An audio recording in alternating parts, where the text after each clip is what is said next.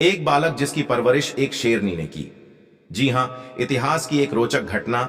उत्तर प्रदेश में स्थित बदायूं नामक स्थान पर सेताराम सिंह नामक राजा हुआ करता था। सेताराम जी के 100 पुत्र थे। उनके 5वें बेटे का नाम था राव सिंहा जी।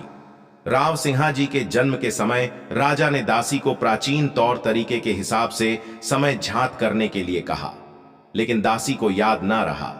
दासी ने राजा के भय से राव सिंहा जी के जन्म के कुछ समय बाद का समय चिन्हित कर दिया। जब ज्योतिष को बुलवाकर नवजात शिशु का भविष्य पूछा गया तो गलत समय को देखकर ज्योतिष ने कहा कि बालक का मुंह देखते ही पिता की मृत्यु हो जाएगी। सेतराम जी ने तुरंत झल्लाद को बुलावा भेजा और कहा कि इस बालक को जंगल में ले जाकर मार डालो। झल्लाद बालक को जंगल में मारने के लिए ले गया।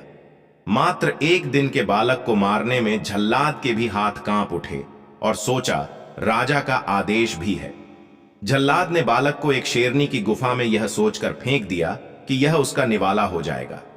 शेरनी ने अभी अभी एक बच्चे को जन्म दिया था। बालक लुढ़कता हुआ शेरनी के बच्चे के समीप जा पहुंचा। शेरनी को लगा उसने 2 बच्चों को जन्म दिया है और यह बालक भी उसी का है। शेरनी ने अपने बच्चे के साथ उस बालक का भी भरण पोषण किया। समय के साथ वह बालक बड़ा हो गया। शरीर पर घने बाल और निर्वस्त्र शेरों के साथ घूमते और शिकार करते। उनका चाल चलन रहन सहन शेरों के भांति ही हो गया। राजस्थान के पालीवाल ब्राह्मण यानी पाली जिले के कुछ ब्राह्मण जो व्यापार के मंसूबे से उसी जंगल से गुजर रहे थे, उन्होंने देखा 5 शेर आपस में लड़ रहे हैं, लेकिन उनमें 5वां इंसान है।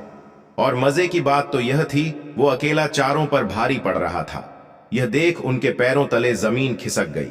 वे घबराए और तुरंत वहां से दौड़ पड़े और राजा सेताराम जी के पास आ पहुंचे। उन्होंने सारी घटना राजा को कह सुनाई। राजा को इस पर विश्वास नहीं हुआ। तभी सभा में मौजूद वह झल्लाद उठ खड़ा हुआ और राजा से कहा कि अगर आप वचन दे कि मुझे मृत्यु दंड नहीं दिया जाएगा तो मैं कुछ बताना चाहूंगा। राजा ने उसे वचन दिया और कहा, कहो क्या कहना चाहते हो। तब झल्लाद ने सारा वृतांत राजा को कह सुनाया। अब राजा को पुत्र की जानवरों के समान हालत देख अपने किए पर अफसोस हुआ और उन्होंने अपनी सैन्य टुकड़ी को उसको पकड़कर लाने का आदेश दिया। क्योंकि पालीवाल ब्राह्मणों के बताए अनुसार राव सिंहा जी को पकड़ लाना बिना सेना के मुमकिन नहीं था। अंत में सैन्य टुकड़ी सफल रही और राव सिंहा जी को राजा के समक्ष लाया गया। उनको समझाया गया कि वे इंसान हैं और उनको इंसानों के तौर तरीके सिखाए गए। इस समय पालीवाल ब्राह्मणों पर लुटेरों का भयंकर आतंक था। उन्होंने सीताराम सिंह से एक राजा की मांग की जो उनकी रक्षा कर सके और कहा, बदले में हम उन्हें लगान देंगे। इस पर सीताराम सिंह ने कहा, मेरे 100 पुत्रों में जो आपको श्रेष्ठ लगे उसको आप अपना राजा चुन सकते हैं। पालीवाल ब्राह्मण राव सिंहा जी से बहुत प्रभावित थे। उन्होंने राव सिंहा जी को अपना राजा चुना और इस तरह राठौड़ राजवंश संस्थापक राव सिंहा जी ने 160 घुड़सवार के साथ राजस्थान की पावन धरा में प्रवेश किया। बहादुर और पराक्रमी योद्धा राव सिंहा जी ने पाली में आते ही लुटेरों और डाकुओं का भीषण नरसंहार किया और उनका नामो निशान मिटा दिया।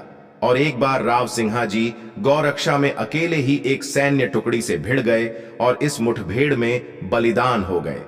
इस वृतांत के पुराने हस्तचित्रित चित्र आज भी जोधपुर के मेहरानगढ़ किले में मौजूद है।